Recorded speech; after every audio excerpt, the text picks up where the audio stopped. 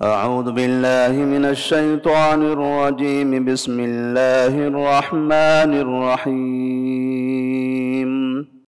حرمت عليكم الميتة والدم ولحم الخنزير وما أهل لغير الله به والمنخنقة والموقودة والمتردية والنطيحة وما أكل السبع إلا ما ذكيتم وما ذبح على النصب وأن تستقسموا بالأزلام ذلكم فسق. اليوم يئس الذين كفروا من دينكم فلا تخشوهم واخشون. اليوم أكملت لكم دينكم وأتممت عليكم نعمتي ورضيت لكم الإسلام دينا. فمن اضطر في مخمصة غير متجانف لإثم فإن الله غفور رحيم.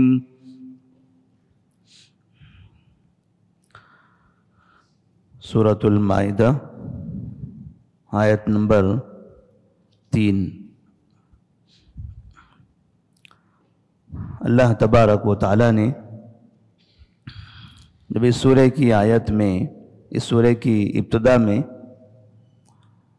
حلال جانوروں کا تذکرہ فرمایا اور ساتھ ہی حرام جانور جو نقصان دہ ہیں مومنین کے لیے ان کی نشاندہی کر دی کہ ایسے جانوروں کا استعمال کرنا درست نہیں ہے،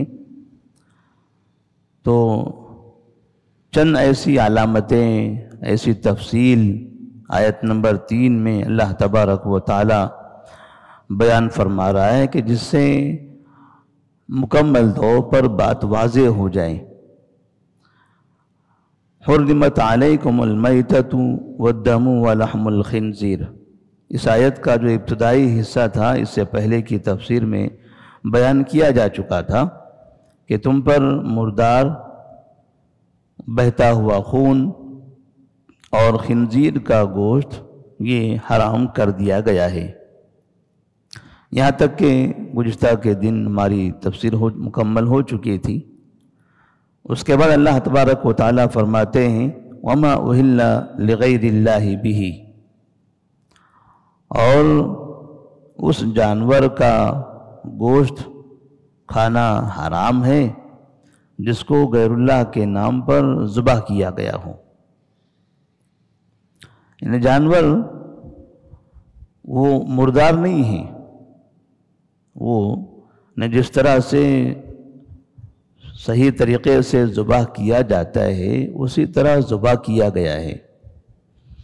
ایک مسئلہ یہ تھا کہ اگر جانور مردہ ہو گیا تو ایسی صورت میں اس کے اندر جو خون ہے وہ خون جم جاتا ہے اور خون باہر نہیں نکل پاتا، پورے اس کے جسم کے اندر پھیل جاتا ہے.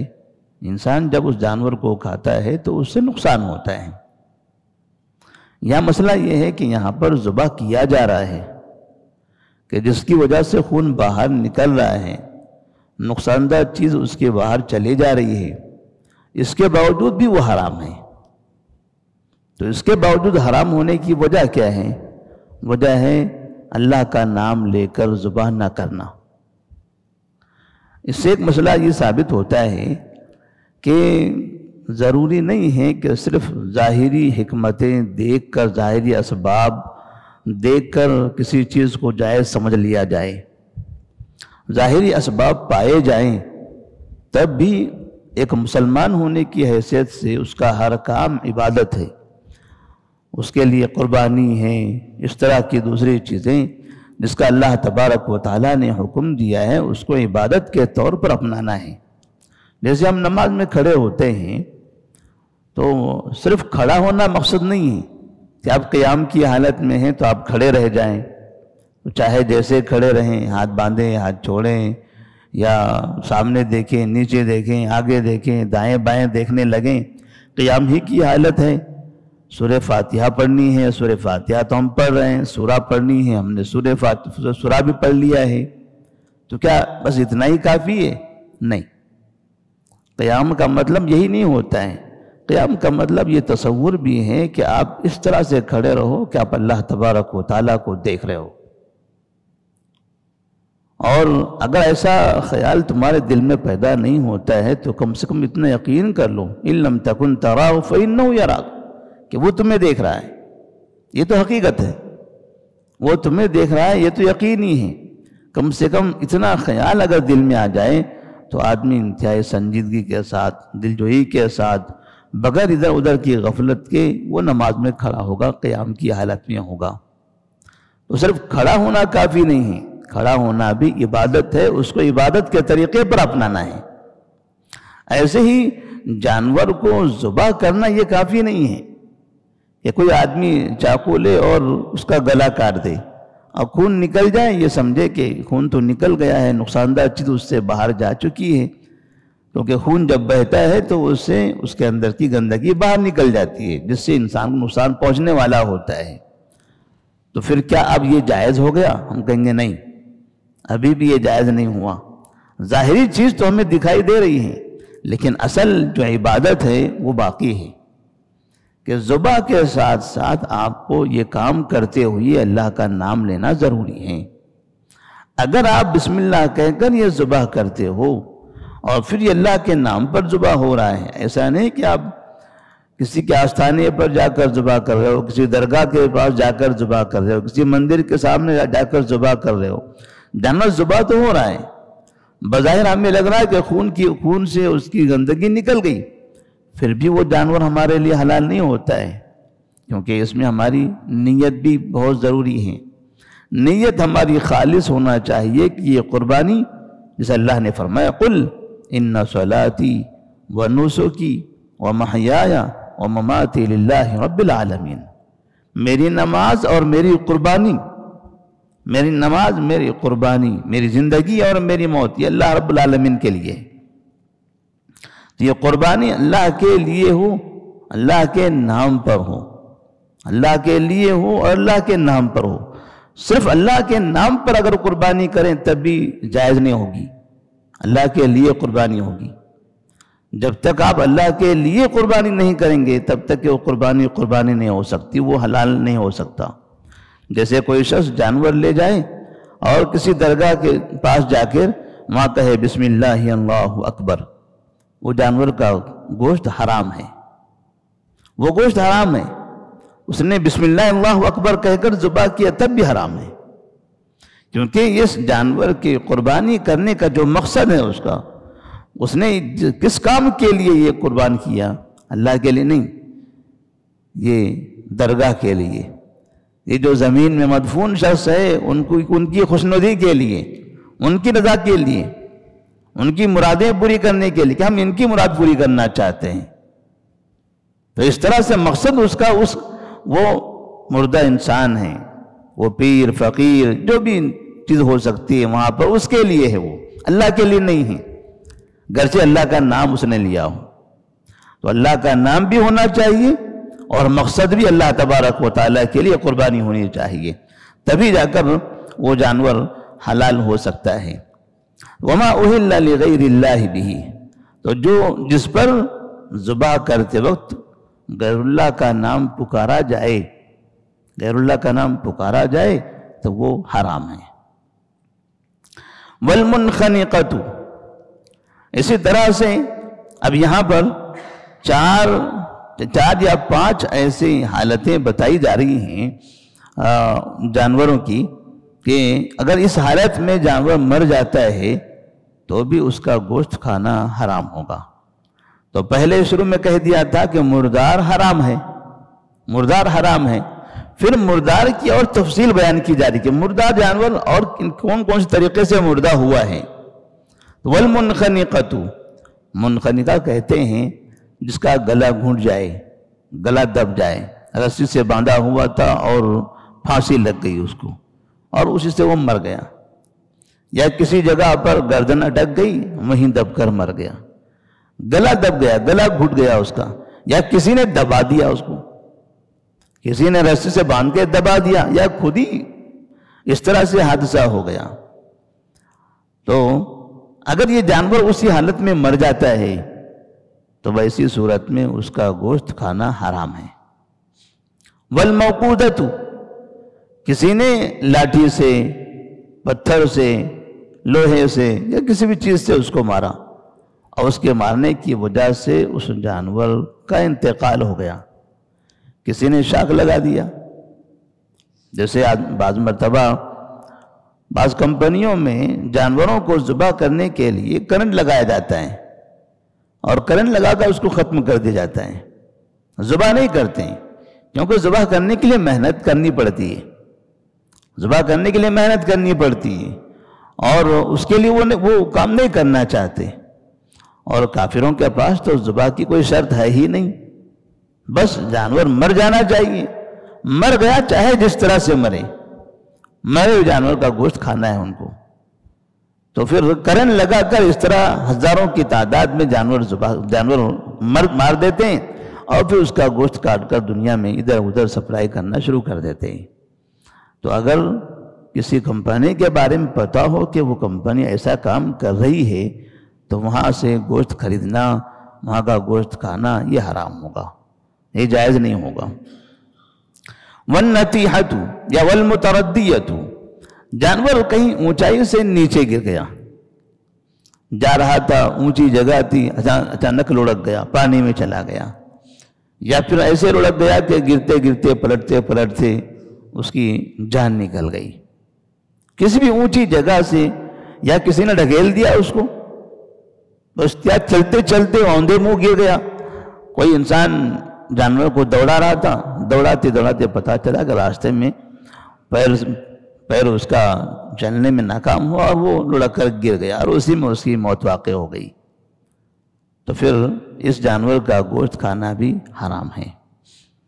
والنتیحۃ، نتیحہ کہتے ہیں کہ دو جانور آپس میں لڑ رہے تھے، ایک دوسرے کو سینگ مارنے لگے، ایک کا قتل ہو گیا، ایسے بھی حادثے ہوتے رہتے ہیں، خاص طور پر ابھی بقرعید کا موقع آتا ہے تو ایسے موقع پر یہ چیزیں زیادہ نظر آتی ہیں، کیونکہ الگ الگ جگہ کے جانور جو ایک جگہ باندھے جاتے ہیں تو ایسی صورت میں جانور آپس میں لڑنے لگتے ہیں، ایک دوسرے کے لیے اجنبی ہوتے ہیں، مانوس نہیں ہوتے ہیں، تو کوئی غصے والا ہوتا ہے، کوئی نرم ہوتا ہے، تو ایسی صورت میں غصے والا دوسرے کو برداشت نہیں کرتا ہے کہ اس کے قریب میں رہے، تو وہ اس کو مارنے لگتا ہے۔ اگر مالک غافل ہو جائے تو یہ مارتے اس کو مار ہی دیتا ہے مکمل، تو ایسے بھی واقعات ہوتے ہیں۔ تو اگر جانوروں کے آپس کی لڑائی کی وجہ سے یہ مر جائیں تب ایسی صورت میں اس جانور کا گوشت بھی حرام ہوگا۔ وما اکل السبع، اور جسے درندوں نے کھا لیا ہو، درندوں نے، شیر ہے، چیتا ہے، ایسے جو درندے ہوتے ہیں انہوں نے کھا لیا، پکڑ لیا، اور اس طرح سے اس کو پکڑا کہ اس کی جان نکل گئی۔ جان نکلنے کے بعد ہم پہنچے، پتہ چلا جانور مر چکا ہے، ہم بکریاں چرا رہے تھے، بکری کو چیتے نے پکڑ لیا، تھوڑی دیر کے بعد پہنچے تو بکری مری ہوئی ملی، تو ایسی جانور کا گوشت بھی حرام ہے۔ الا ما ذکیتم، اب یہاں پر اللہ تبارک و تعالی اس بات کی نشاندہی کر رہے ہیں کہ یہ جو جانور ہیں جو کسی کے مارنے کی وجہ سے یا سینگ کی وجہ سے یا پھر اوپر سے نیچے گرنے کی وجہ سے یا اسی طرح سے گلا دبنے کی وجہ سے یا درندے کے کھانے کی وجہ سے جو مر رہے تھے، ابھی ان کی روح نکلی نہیں ہے، ان کی روح باقی ہے، مکمل ابھی موت واقع نہیں ہوئی، تھوڑی سی جان ہے اس کے اندر، بدن میں حرکت ہے، ہمیں پتا چلا کہ یہ گلا دب گیا تھا، ہم وہاں پہنچے، کھولے ہیں، گر گیا وہ، لیکن بدن میں حرکت ہے اس کے، مکمل مرا نہیں ہے، فوری طور پر ہم چاقو لے کر آ گئے اور بسم اللہ اللہ اکبر کہہ کر اس کو ذبح کر دیا، تو ایسی صورت میں اب یہ جانور حلال ہوگا، کیونکہ ابھی اس کی جان باقی ہے۔ جان نکلنے سے پہلے چاہے وہ گرا ہوا ہو، چاہے سینگ سے مارا ہوا ہو، چاہے کسی نے مارا ہو اس کو، یا کسی نے کرنٹ لگا دیا یا کرنٹ لگ گیا، تڑپ رہا تھا، اسی درمیان ہم جا کے ذبح کر دیے، یا کسی درندے نے کھایا، کھا کر بھاگ گیا، ابھی ہم پہنچے تو جان باقی ہے، ہم نے ذبح کر دیا، تو ایسی صورت میں اس جانور کا گوشت حلال ہوگا۔ اب اس میں بہت سی مرتبہ دیکھا یہ جاتا ہے کہ جو ہمارے پاس جانور کاٹنے والے لوگ ہوتے ہیں، جانور دبلے پتلے بیمار اس طرح سستے وغیرہ کہیں سے قریب سے خرید لے آتے ہیں، اور کبھی جانور کسی وجہ سے مر بھی گیا تو ان کو سمجھ میں آتا ہے کہ ہم نے تو 50,000 کا جانور لایا ہوا تھا، اب یہ جانور کسی حادثے کی وجہ سے مر گیا ہے، تو لوگوں کو تو پتہ نہیں ہے۔ اب وہ کسائی یا پھر وہ جو تجارت کرنے والا آدمی ہوتا ہے اسی طرح سے کاٹ دیتا ہے، ویسے ہی کاٹتا ہے اور وہ مارکیٹ میں سپلائی کر دیتا ہے، اور یہ کوئی تعجب والی بات بھی نہیں ہے، کیونکہ اس طرح کے دھوکے دوسری تجارتوں میں بہت ہوتے ہیں، جھوٹ بولنا، دھوکہ دے کر تجارت کرنا، تو یہاں بھی ہوتا ہے، اس میں بھی ہوتا ہے۔ جیسے دوسری جگہوں پر کپڑوں کی تجارت میں لوگ دھوکہ دیتے ہیں، زمین کی تجارتوں میں لوگ دھوکہ دیتے ہیں، کھانے پینے کی سامان میں لوگ دھوکہ دیتے ہیں، پھل فروٹ کے اندر دیکھتے ہیں کہ اکثر پھل غلط طریقے سے تیار کیے ہوئے ہوتے ہیں، جس سے انسانوں کو نقصان ہو رہا ہے، مسلمان بیچ رہا ہے، مسلمان خرید رہا ہے، مسلم محلوں میں اس کی تجارتیں ہو رہی ہیں، دھوکہ ہو رہا ہے، مسلمانوں کو نقصان ہو رہا ہے، تکلیف ہو رہی ہے، مگر کسی کو اس کا احساس نہیں ہوتا۔ تو یہ دھوکے کے میدان میں بھلا یہ لوگ پیچھے کیوں ہٹیں گے؟ یہ کیوں نقصان کریں گے اپنا؟ جیسے دوسرے لوگ اپنا فائدہ کرنے کے لیے کسی اور کو برباد کر دیں تو بھی ان کو کوئی پرواہ نہیں ہے، ایسے ہی مردہ جانور جو ان کے پاس رہتے ہوئے مر بھی گیا ہو، یا وہ گاڑی سے لے کر آ رہے تھے، اتار رہے تھے، گر گیا، گردن ٹوٹ گئی اس کی، پتہ چلا مر گیا، تو وہ لوگ دیکھتے ہیں ہم نے تو ابھی خرید کے لایا ہوا ہے، کافی پیسہ ہم نے خرچ کیا ہے، کیوں اس کو پھینکیں گے؟ نہیں پھینکتے ہیں اس کو، باقاعدہ اس کو کاٹ دیتے ہیں، کاٹ کے پھر ادھر ادھر سپلائی کر دیتے ہیں۔ تو اس طرح کی چیزیں ہمارے مارکیٹ کے اندر ہوتی ہیں، یہ دھوکے کا بازار، یہ جھوٹ بول کر تجارت کرنا، مسلمانوں کو اس طرح نقصان پہنچانا، یہ پیسے کمانے کے لیے لوگ اس طرح سے کرتے رہتے ہیں۔ بعض مرتبہ تو ایسے واقعات پیش آتے ہیں کہ لوگ کہتے ہیں یہاں فلاں دکان پہ جو گوشت تھا وہ تو بیل کا تھا ہی نہیں، کس کا تھا؟ بندر کا تھا، وہ کہتا ہے کتے کا گوشت تھا۔ یعنی گوشت کے دکان والے ایسے جانوروں کے گوشت بھی، کئی گدھے کا گوشت بیچنے لگتے ہیں، ایسے بھی حادثے پیش آئے ہیں کئی جگہوں پر۔ بعض ہوٹلوں کے بارے میں بھی اس طرح کی خبریں آتی رہتی ہیں کہ وہاں پر غلط طریقے کا گوشت سے بریانی بنائی جاتی تھی۔ تو جو چیز حرام ہے ان چیزوں کے ذریعے تجارت کرنا یہ حرام ہے۔ شراب حرام ہے، اب شراب بیچ کر ہم تجارت کر دیں تو وہ حرام۔ مردہ جانور وہ حرام ہے، اس کا گوشت حرام ہے۔ اگر کوئی مردہ جانور کے ذریعے کوئی سامان بنا کے بیچ رہا ہے تو وہ تجارت اس کے لیے حرام ہے، ہمارے لیے کھانا بھی حرام، اس کے لیے اس کے ذریعے تجارت کرنا بھی حرام۔ لیکن اگر ہمیں نہیں پتہ ہے، ہم نہیں جانتے ہیں، کیا فرق کر پائیں گے ہم دونوں کے بیچ میں؟ کسی نے مردہ جانور کا گوشت نکال کر بریانی بنا دیا، کسی نے حلال جانور کے ذریعے بریانی بنایا، دونوں کی بریانی اگر ہم نے کھائی تو کیا فرق کر سکیں گے؟ کچھ بھی نہیں، ہمیں احساس بھی نہیں ہوگا اس کا۔ تو اس لیے کہ سب کے ٹیسٹ الگ الگ ہوتے ہیں، اس سے کیا ہوا، اس سے کیا ہوا، ہمیں کیا پتا؟ ہم سمجھیں گے اس میں فرق ہے، تو ہو سکتا ہے مسالے کا فرق ہوگا، ہو سکتا ہے چاول کا فرق ہوگا، ہو سکتا ہے باورچی کا فرق ہے، بنانے والے کا فرق ہے، لیکن یہ خود بخود مرا ہوا ہے اور یہ ذبح کیا ہوا ہے، یہ فرق کہاں سمجھ میں آئے گا؟ ہم کو نہیں آئے گا۔ تو اس کے لیے پھر یا ایھا الذین آمنوا اتقوا اللہ حق تقاتہ ولا تموتن الا وانتم مسلمون۔ اے مومنو، اللہ سے ڈرو، اللہ سے ڈرو، جیسے اللہ سے ڈرنا چاہیے ویسے اللہ سے ڈرو۔ اللہ تعالیٰ تو دیکھ رہا ہے۔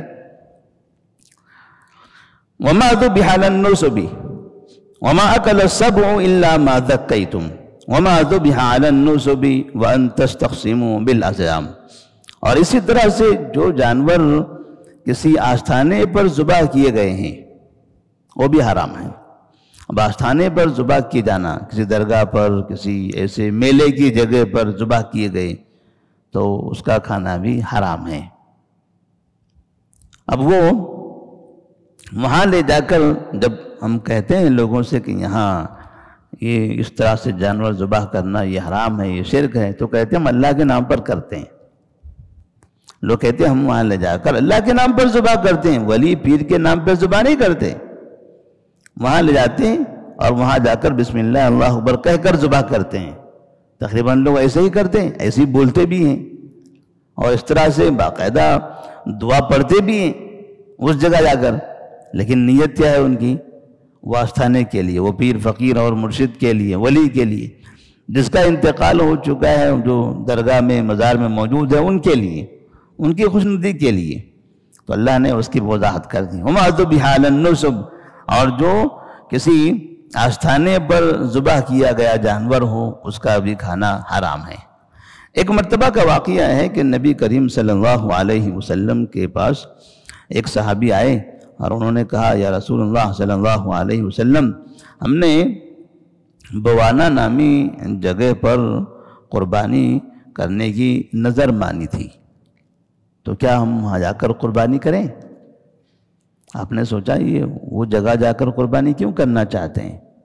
جہاں گھر ہے وہاں قربانی کر لیں، لیکن کہا کہ نہیں ہم وہاں جا کر قربانی کرنا چاہتے ہیں، ہم نے وہاں کی نظر مانی ہے۔ تو کہا وہاں پر کیا ہے خاص، کیا بات ہے اس جگہ کی، وہیں پر کیوں جانا چاہتے ہو آپ؟ کیا وہاں پر کوئی آستانہ، کوئی ایسی یادگار چیز موجود ہے؟ کہا نہیں وہاں کچھ بھی نہیں ہے۔ کہا وہاں کوئی میلہ وغیرہ لگتا ہے؟ کہا نہیں ایسا میلہ بھی نہیں ہے۔ پھر بس ایسے ہی، تب آپ نے کہا کہ ٹھیک ہے ذبح کر سکتے ہو۔ تو آپ کے سوال کرنے کا مطلب یہ تھا کہ اگر کوئی ایسی جگہ پر جا کر ذبح کرتا ہے جہاں میلہ لگتا ہو، جہاں اس طرح کے رسم و رواج اپنائے جاتے ہوں، تو ان جگہوں پر بھی جانور ذبح کرنا، وہاں لے جانا اور وہاں وہ گوشت کھانا یہ بھی حرام ہے۔ یہ شک کے جتنے راستے ہو سکتے ہیں اللہ تبارک و تعالیٰ نے سارے راستوں کو بند کر دیا۔ تو اس طرح اب جو لوگ بھی میلے میں جاتے ہیں، عرس لگتا ہے ہمارے پاس، ہمارے شہروں میں، ہمارے ملک میں کئی جگہوں پر کئی درگاہوں کے عرس لگے ہوتے ہیں، لوگ بکرے لے جا رہے ہیں، مرغے لے جا رہے ہیں، وہاں جا کر ذبح کر رہے ہیں، کہتے ہیں ہم اللہ کے نام پر ذبح کرتے ہیں۔ یہ میلوں کی جگہ ہے، یہ عرس کی جگہ ہے، اس جگہ پر جانور لے جانا، اس کا گوشت کھانا یہ حرام۔ اب بعض مرتبہ ایسی جگہوں پر قربانی کرنے کے بعد، ذبح کرنے کے بعد یہ جانور کے گوشت شہر میں الگ الگ جگہوں پر تقسیم بھی کرتے ہیں۔ یہ لوگ ذبح یہاں کرتے ہیں، ذبح کرنے کے بعد گوشت لے جا کسی مدرسے میں دے دیتے ہیں کہ فلاں مدرسے والوں کو یہ ہدیہ ہماری طرف سے تحفہ ہو گیا۔ مدرسے والوں کو پتہ نہیں، اب انہیں سمجھ میں لگتا ہے کہ چلیے یہاں کے بچوں، غریب بچوں کے لیے تحفہ ہوگا، وہ لے لیتے ہیں، لیکن انہیں کیا پتا کہ یہ تو حرام طریقے سے بچوں کو کھانا کھلانے کی کوشش کر رہے ہیں۔ بعض مدرسے تو حلال و حرام کی تمیز بھی نہیں کرتے، بس آ جانے دیں، چاہے جہاں سے آئے، حلال سے آئے، حرام سے آئے، پیٹ بھر جانا چاہیے بچوں کا، پیسہ بچ جانا چاہیے ہمارا۔ بعض مرتبہ ایسی بھی ہوتا ہے۔ تو کھانے میں حلال کا اہتمام بہت ضروری ہے، کھانے میں حلال کا اہتمام، غذا میں حلال کا اہتمام بہت ضروری ہے، کیونکہ نبی کریم صلی اللہ علیہ وسلم فرماتے ہیں کہ حرام غذا کی وجہ سے انسان کی عبادتیں بھی مقبول نہیں ہوتی ہیں۔ حرام غذا کی وجہ سے انسان کی عبادتیں بھی مقبول نہیں ہوتی۔ اب وہ حرام کئی طریقے کا ہوتا ہے، سود والا حرام، ظلم والا حرام، جھوٹی تجارت حرام، اسی طرح سے دھوکہ دے کر کمایا ہوا حرام، اسی طرح یہ غیر اللہ کے نام پر ذبح کیا ہوا حرام، اللہ کے نام پر کسی اور کے آستانے پر ذبح کیا ہوا حرام، ایسے کئی طریقے ہیں حرام غذا کے۔ تو حرام غذا، جیسے کہ ایک صحابی ایک مرتبہ آپ نے مثال دے کر فرمایا تھا، رجل یطیل السفر، ایک آدمی لمبا سفر طے کرتا ہے، اشعث اغبر، اس کے بال بکھر جاتے ہیں، وہ گرد آلود ہو جاتا ہے، دھول لگ جاتی ہے اس کے بدن پر، بال بکھر جاتے ہیں، اور پھر کسی جگہ جا کر وہ راستہ بھول جاتا ہے، اب کہیں اطراف میں دیکھے تو کوئی انسان نظر نہیں آتا جو اس کو راستہ بتا سکے، کوئی رہنمائی کر سکے، وہ پریشان ہو جاتا ہے، تھک جاتا ہے۔ اب وہ اللہ کے سامنے ہاتھ اٹھا کر کہتا ہے یا رب یا رب، یمد یدیہ الی السماء یا رب یا رب، اپنے ہاتھوں کو اللہ آسمان کی طرف اٹھا کر کہتا ہے اے میرے رب میری مدد کر، میری مدد کر، میں بھٹک گیا ہوں، میں راستہ بھول گیا ہوں، مجھے میری منزل دکھا دے۔ تو نبی فرماتے ہیں جب وہ کہتا ہے یا رب یا رب، تو پھر کہتے ہیں مطعمو حرام ومشربو حرام وملبسو حرام وغذی بالحرام فأنا یستجاب لہ، اس کا کھانا حرام کا، اس کا پینا حرام کا، اس کا لباس حرام کا، اس کی غذا حرام کی، فأنا یستجاب لہ، تو ایسے آدمی کی دعا کیسے قبول ہوگی؟ نبی فرماتے ہیں فأنا یستجاب لہ، ایسے آدمی کی دعا کیسے قبول ہوگی جس نے حرام غذا استعمال کی ہو، حرام کا پہنا ہو، حرام کا کھایا ہو، حرام کا پیا ہو، بھلا ایسے آدمی کی دعا کیسے قبول ہو جو کسی جگہ پر پریشان مجبور ہو جائے؟ اگر ایسی پریشانی میں، ایسی مجبوری میں انسان بھی ایسے انسان کو دیکھ لے تو انسان کے دل میں ترس آ جاتا ہے۔ جیسے ہم راستے سے جاتے ہیں اور کہیں راستے میں ہم دیکھتے ہیں کوئی مسافر شخص ہے، پریشان نظر آ رہا ہے، تو ہم گاڑی روک لیتے ہیں، پوچھ لیتے ہیں، ہم وہ نہیں دیکھتے وہ کون ہے، کہاں کا ہے، کون سے مذہب کا ہے، ہمارے دل میں ہمدردی آتی ہے اور سوچتے ہیں چلیں اس کی رہنمائی کر لیں، تو ہم رہنمائی کرنے کی کوشش کرتے ہیں، مدد کرنے کی کوشش کرتے ہیں، ایک رحم ہے دل میں، ہمدردی ہے۔ لیکن ایسی پریشانی میں اللہ تبارک و تعالیٰ دیکھ رہا ہے تو اس کی مدد نہیں کرتا، جو رحمان اور رحیم ہے۔ وجہ کیا ہے اس کی؟ حرام غذا۔ حرام غذا کی وجہ سے اللہ تبارک و تعالیٰ اپنے ان حرام کھانے والے بندوں پر رحم نہیں کرتا ہے۔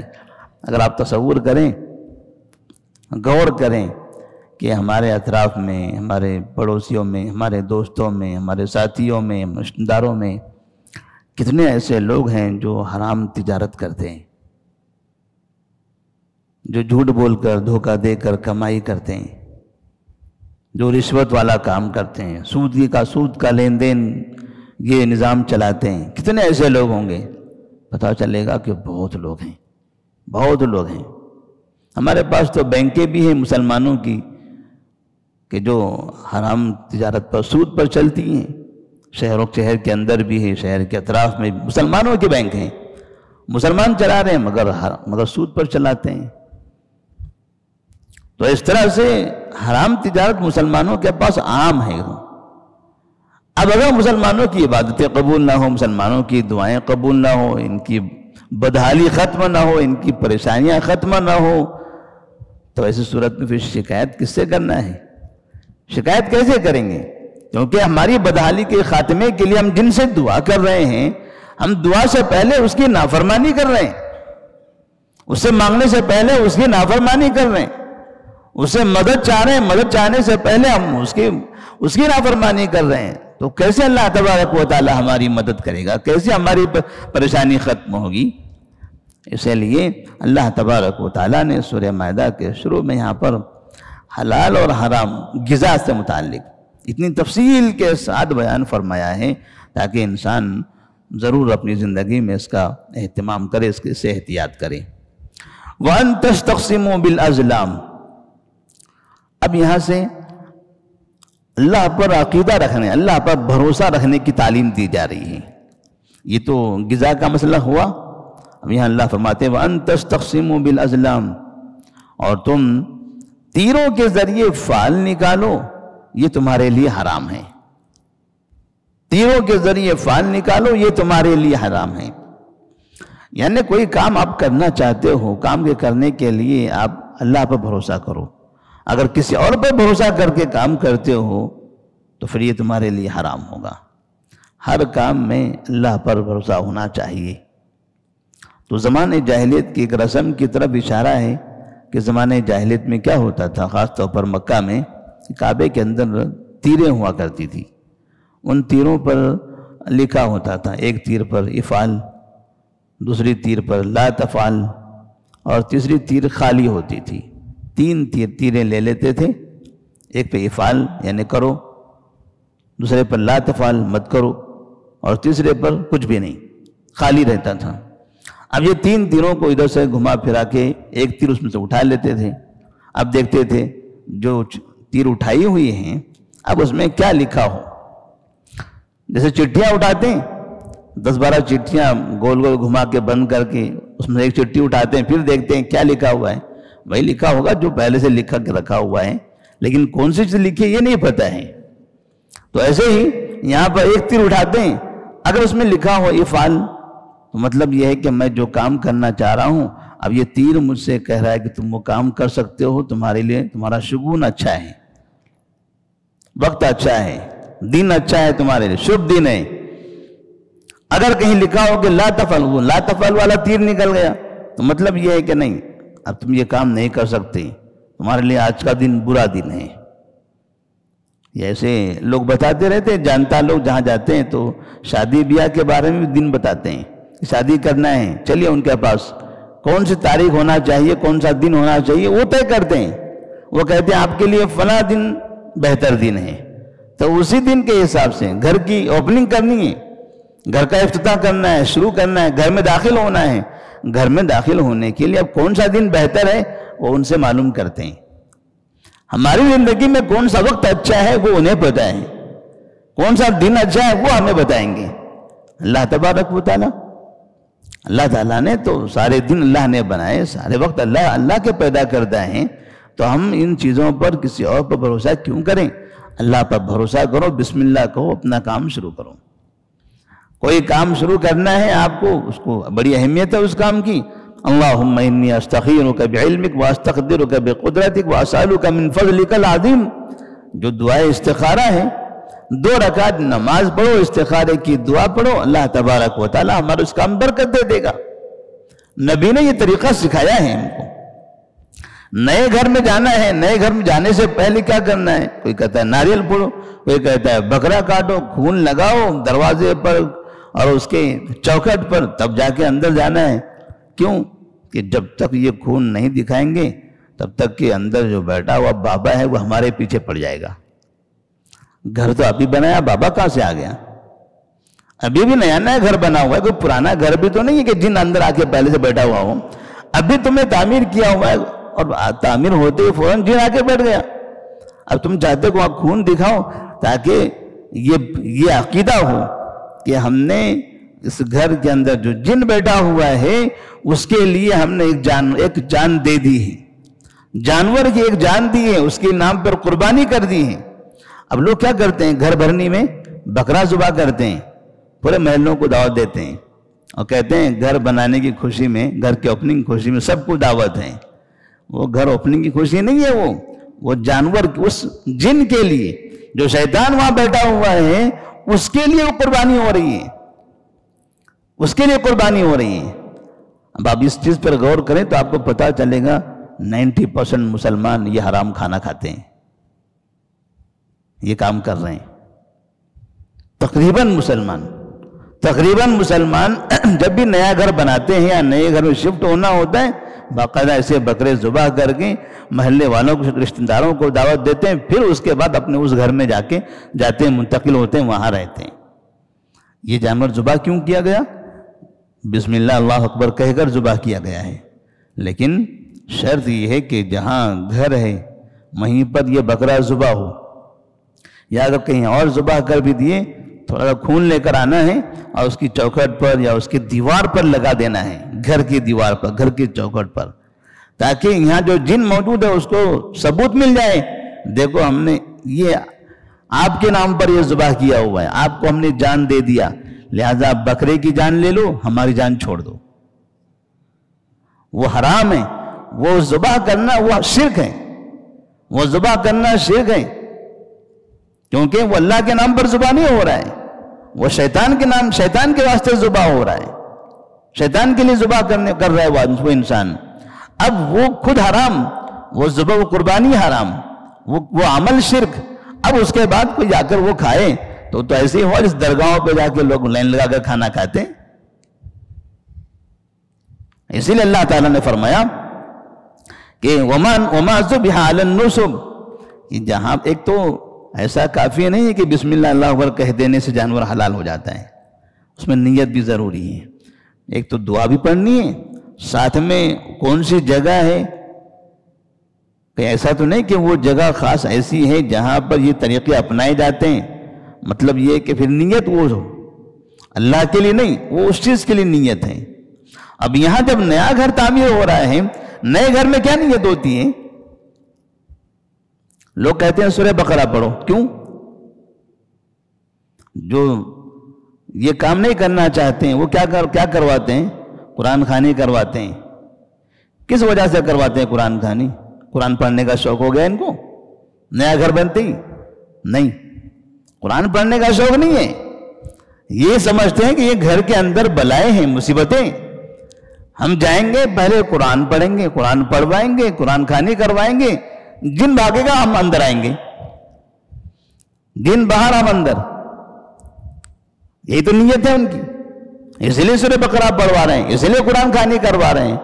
مطلب یہ ہے کہ یہ عقیدہ ہے، یہ عقیدہ ہے کہ نئے گھر کے اندر شیاطین آ کر بیٹھ جاتے ہیں. اب اگر شیاطین کا ڈر ہے تب ایسی صورت میں ہمیں دعائیں سکھائی گئی ہیں، ہمیں قرآن پڑھنے کا حکم دیا گیا ہے. قرآن پڑھو گھروں میں، پھر سورہ بقرہ کی تلاوت کرو، کوئی بھی سورہ پڑھتے رہو، دعائیں پڑھتے رہو، نمازوں کا اہتمام کرتے رہو. اس سے یہ ساری چیزیں باہر نکل جائے گی. لیکن اس جگہ پر اگر کوئی شخص یہ جانور ذبح کرے، خون لگائے، بکرا اسی جگہ پر کاٹے، اور یہ تصور کرے کہ اس سے یہ سمجھ میں آ جاتا ہے سامنے والے کو کہ ہم نے ان کے نام پر ایک جان دے دی ہے، تو پیغام یہ ہوتا ہے کہ ہم نے آپ کو بکرے کی جان دے دی، اب ہماری جان کے پیچھے آپ نہ پڑو. یہ عقیدہ ہوتا ہے. اسی عقیدے کے حساب سے وہ بکرے ذبح کیے جاتے ہیں اور پھر قوم کے لوگوں کو کھلایا جاتا ہے. تو اگر اس طرح کی کوئی دعوتیں ہیں، یہ ایسی دعوتیں کھانا حرام ہیں. ہاں اگر کوئی شخص خوشی میں، جیسے یہ بھی خوشی کا موقع ہی ہے، لیکن اسی خوشی کے موقع پر کوئی اگر باہر سے کھانا لا کر آپ کو کھلا دیتا ہے، وہ عقیدہ نہیں ہے، صرف خوشی کا موقع ہے، صرف خوشی کا موقع ہے. خوشی کے موقع کے حساب سے آپ کو دعوت دینا چاہتے تو آپ کھا سکتے ہیں. لیکن وہ عقیدہ اگر ہو کہ اس سے خون دکھانا ہے، بکرا یہیں پر ذبح کرنا ہے، اب آپ ایسے کام کرنے والے سے کہیں کہ چلیے بکرا آپ ذبح کرنا چاہتے ہیں، یہاں پر فلاں فارم ہاؤس پہ لے جائیے، بکرا وہاں ذبح کیجئے، کٹائی وہاں کیجئے اور پھر یہاں بنا لیجئے. آپ کہیں نہیں بکرا بھی یہیں ذبح کرنا ہے. بقرعید میں گھر پہ ذبح نہیں کرتے، باہر ذبح کرتے ہیں، مدرسے میں ذبح کریں گے، لیکن اوپننگ کے ٹائم میں اپنے صاف پاک اچھی گھر کو گندا کرنے کی کوشش کرتے ہیں. کیوں؟ کیونکہ پتہ ہے کہ جن کو یقین اس وقت آتا ہے جب ہم یہاں پر ذبح کرتے ہیں، ورنہ جن یقین نہیں کرتا ہمارا، اور جن بھاگتا نہیں ہے، اس لیے اس کے سامنے ذبح کرنے کی کوشش کرتے ہیں. مطلب کہ اس کو دکھانا ہے، اس کو بھگانا ہے. یہ نیت ہے. اگر ایسی نیت ہے اور اس نیت کے حساب سے دعوت دی جا رہی ہے تو یہ حرام ہے. ایسی نیت پر ذبح کیا جا رہا ہے تو یہ حرام ہے. لیکن بس ایسے ہی کوئی آدمی آپ کو بلائے، کھانا کھلائے گھر میں، تو وہ کھانا آپ کھا سکتے ہیں، وہ جائز ہے. وَأَن تَسْتَقْسِمُوا بِالْأَزْلَامِ، یہ تیر کے ذریعے جو فال نکالنا ہے، کوئی کام ہمیں کرنا ہے تو اس کام کے کرنے پر ہم کو اللہ پر بھروسہ کرنا چاہیے. کوئی قدم آگے بڑھانا ہے، کوئی کام نہیں بھی کرنا ہے، اللہ پر بھروسہ کریں، اللہ تعالیٰ سے دعا کریں، اللہ کہ یہ کام میں کرنا چاہتا ہوں، میرے لیے بہتر ہے تو مجھے اس کام میں آگے بڑھا دیں، میرے لیے یہ کام آسان کر دیں، اور اگر یہ کام میرے لیے بہتر نہیں ہے تو مجھے اس کام سے دور کر دیں اور اس کام کو مجھ سے دور کر دیں. فَصْرِفْنِي عَنْهُ فَصْرِفْهُ عَنِّي وَصْرِفْنِي عَنْهُ، اس کو مجھ سے اور مجھے اس سے دور کر دیں اگر یہ کام میرے لیے بہتر ہو. کس چیز میں برا ہو تب کہ جب وہ میری معیشت میں، میرے دین کے معاملے میں، میرے عاقبت آخرت کے معاملے میں اگر یہ کام اچھا نہیں ہے، اللہ مجھے اس سے دور کر دے، اس کام کو مجھ سے دور کر دے. یہ دعائے استخارہ کے اندر اس طرح کی کلمات موجود ہیں، وہ کلمات ادا کرنا چاہیے، وہ دعا پڑھنی چاہیے، 2 رکعت نماز پڑھنی چاہیے، یہ ہمارے لیے زیادہ بہتر ہے. لیکن اگر تیر کے ذریعے فال نکالتے ہیں کسی اور چیز کے ذریعے تو اللہ فرماتے ہیں ذالکم فسق، یہ جتنی چیزیں بتائی گئی ہیں یہ سب کے سب گناہ ہیں، یہ سارے کام گناہ ہیں۔ یہ مردار کھانا، یہ بہتا ہوا خون کھانا، یہ خنزیر کا گوشت، یہ غیر اللہ کے نام پر ذبح کرنا، پھر اسی طرح سے گلا گھٹے ہوئے، اوپر سے گرے ہوئے، یا مار کھائے ہوئے، یا پھر سینگ سے مرے ہوئے، یا درندے کے ذریعے مرے ہوئے، یا آستانے پر ذبح کیے ہوئے جانوروں کو کھانا، یا پھر تیروں کے ذریعے فال نکالنا، ذالکم فسق۔ یہ جتنی چیزیں بتائی گئی ہیں یہ سب کے سب گناہ کے کام ہیں، یہ سب کے سب حرام ہیں۔ ان چیزوں سے ہم سب کو اجتناب کرنا چاہیے۔ اللہ تبارک و تعالیٰ سے دعا ہے کہ اللہ تبارک و تعالیٰ ہم تمام کو حرام چیزوں سے محفوظ رکھے، حلال غذا کا استعمال کرنے کی توفیق عطا فرمائے۔ السلام علیکم ورحمۃ اللہ وبرکاتہ۔